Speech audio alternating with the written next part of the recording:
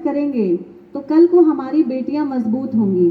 और मुझे लगता है कि हर नारी चाहती है कि उसकी बेटी की ज़िंदगी उससे ज़्यादा अच्छी हो। चाहते हैं ना सब लोग कि हमारी बेटियां अच्छे से रहें, हमारी बेटियों को कोई प्रताड़ित ना कर सके। तो इसके लिए हमें आज से ही विरोध शुरू करना पड़ेगा।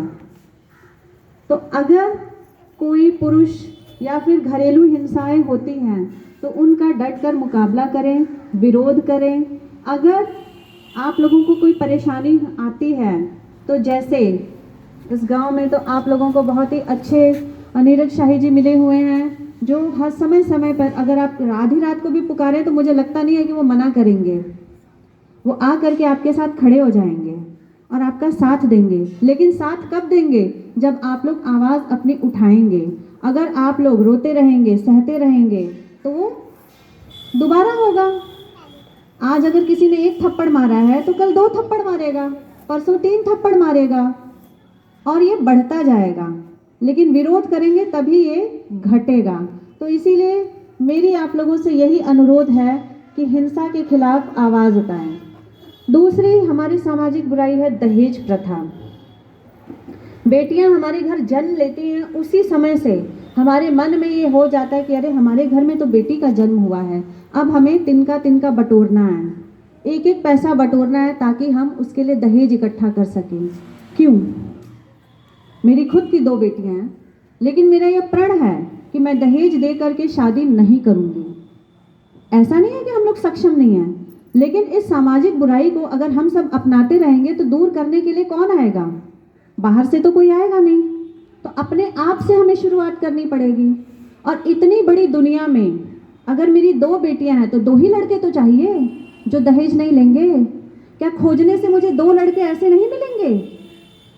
ज़रूर मिलेंगे जो बिना दहेज के हमारी बच्चियों से शादी करें और उन्हें खुश रखें, इज्जत के साथ में रखें। तो दहेज के खिलाफ भी हमें आवाज़ उठानी पड़ेगी, शुरुआत करनी पड़ेगी। जिस तरह से हम अपने बेटों को पढ़ाते हैं, चिंता नहीं होती है, बेटे का जन्म होता है तो कोई बात नहीं, अपना कमाएगा खाएगा, उसी तरह से बेटियों को भी सशक्त बनाना है, पढ़ाना लिखाना है। अक्सर क्या होता है गाँव में, जब बच्चे हमारे स्कूल में आते हैं तो अगर मैं पूछती हूँ कि बेटा तुम इतनी लेट से क्यों आई हो, तो उनका जवाब होता है कि हम खाना बनावत रहनी है। क्यों? क्या बेटों की तरह उनका अधिकार नहीं है कि वो भी खेलें, वो भी स्कूल जाए समय से? क्यों चूल्हा झोंके? उनको आपने इसीलिए जन्म दिया है, चूल्हा चौका करने के लिए। अरे एक उम्र के बाद तो सब काम करना ही है ना, तो फिर अभी से उनके सर के ऊपर ये बोझा क्यों डालें? उनको भी प्रेम से रखिए, उनको भी अपनी ज़िंदगी जीने दीजिए। उनका भी बचपन है जैसे लड़कों का बचपन है, वो भी खेलें, खाएं और पढ़ें। एक दिन मैं गई थी गांव में, एक लड़की जो है खाना बना रही थी और उसका एडमिशन भी नहीं हुआ था, ये पिछले साल की बात है।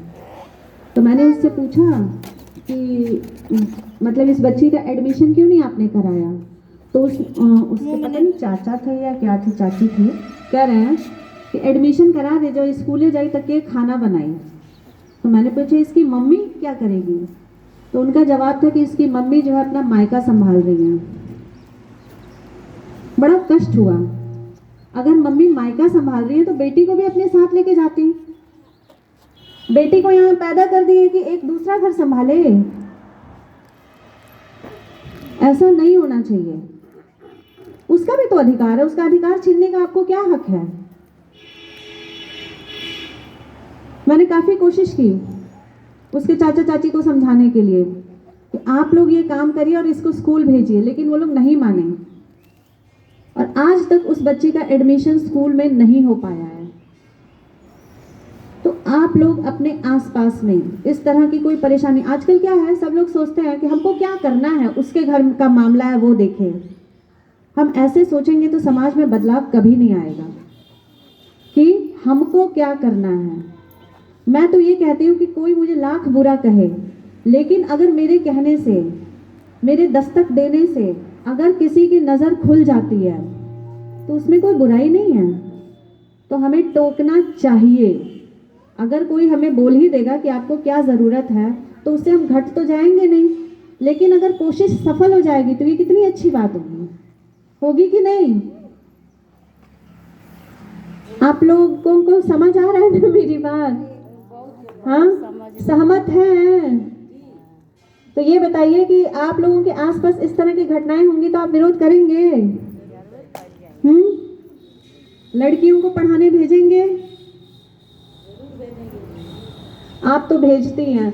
अक्सर यही होता है ना, जो जागरूक महिलाएं होती हैं वही आती भी हैं, बुलाइए तो बच्चों को उनका बचपन जीने दीजिए। बच्चों को ये भी समझाएं कि अगर कोई गलत नज़र से देखता है, गलत तरीके से छूता है, तो उसको मन में ना रखें, उसको अपने गार्जियन से बताएं।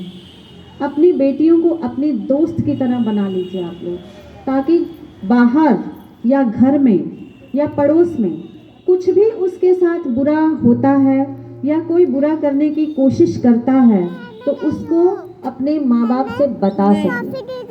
क्योंकि हमारे देश में ये घटनाएं, जो ये गलत घटनाएं होती हैं, वो इसी कारण होती है कि बच्चे खुल करके अपने मन की बात अपने गार्जियन से शेयर नहीं कर पाते हैं, बता ही नहीं पाते हैं।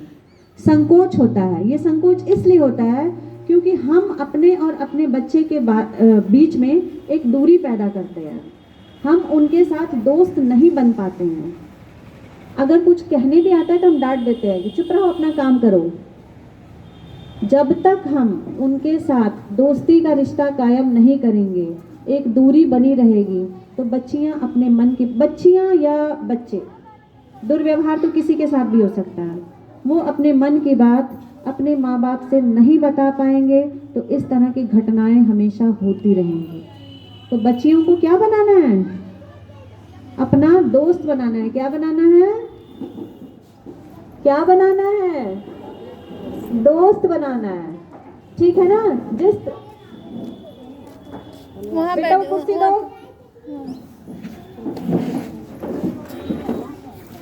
वहीं पे रहने दो, जा रही है। कुर्सी और निकलवा दीजिए। हम तो घरे बुला देंगे।